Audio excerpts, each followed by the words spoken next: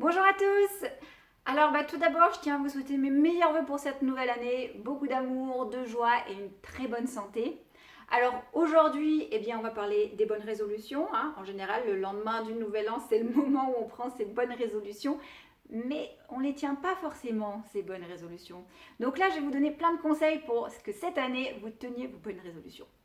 Alors, déjà, il faut choisir un objectif, une résolution qui vous fasse vraiment, mais vraiment envie.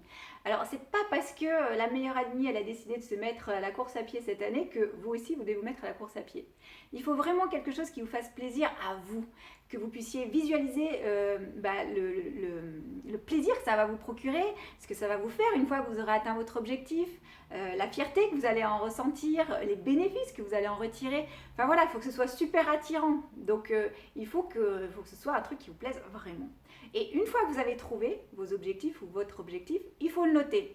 C'est bien de le faire par écrit parce que sinon c'est dans la tête et puis on peut oublier. Alors que là, si c'est par écrit, vous allez le relire, ce sera marqué. Donc on écrit ses objectifs ou son objectif. Alors si vous avez plusieurs objectifs, c'est pas la peine de faire une longue liste de bonnes résolutions parce que vous les tiendrez pas. En fait, plus il y en a, plus ça décourage.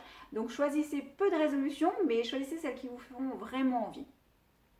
Ensuite, deuxième point, il faut le définir, votre résolution, votre objectif, il faut la définir de façon claire, précise, mesurable dans le temps et réalisable. C'est-à-dire que si vous avez décidé de vous mettre au sport 3 fois par semaine, c'est super, mais si au niveau du planning ça rentre pas, c'est mort parce que du coup ça va tomber à l'eau, vous n'allez pas le tenir et c'est raté. Donc du coup là il faut vraiment choisir un truc qui soit vraiment réalisable par rapport à votre planning et il faut arriver à lui trouver sa place en fait. C'est-à-dire que par exemple si vous avez décidé d'arrêter de boire du soda, vous allez vous dire tiens la première semaine au lieu de boire votre litre de soda, là vous allez boire un verre de soda. Et puis la deuxième semaine, vous allez boire un jour du soda, le lendemain, pas de soda.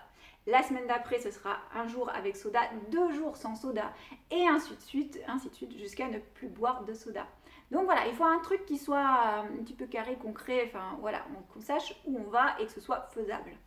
Voilà. Ensuite, il faut vous féliciter, il faut vous récompenser de vos petites réussites. C'est important, parce que ça va encourager, ça félicite, ça fait plaisir.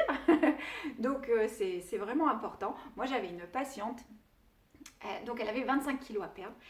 Tous les 5 kilos, son mari lui offrait un soin, un après-midi spa avec un massage.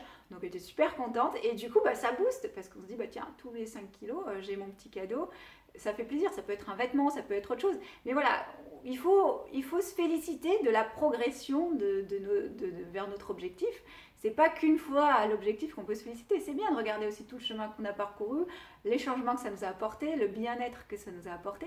Et donc voilà, il faut se féliciter, c'est important. Il faut se récompenser. Et le dernier point, ça va être d'en parler autour de vous, à la famille, aux amis. Il faut en parler tout le temps autour de vous pour que ce soit quelque chose qui vous fasse, qui vous booste, qui vous encourage, Et puis le fait d'en parler, c'est vous êtes engagé, donc les amis vont être du soutien, des renforts. Quand il y a une petite baisse de motivation, ils seront là. Enfin voilà, ça aide.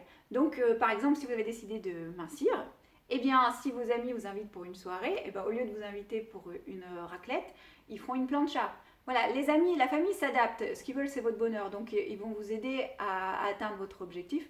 S'ils peuvent, ils le feront avec plaisir. Donc voilà, il faut en parler autour de vous pour que vous ayez beaucoup de soutien autour de vous aussi. C'est important.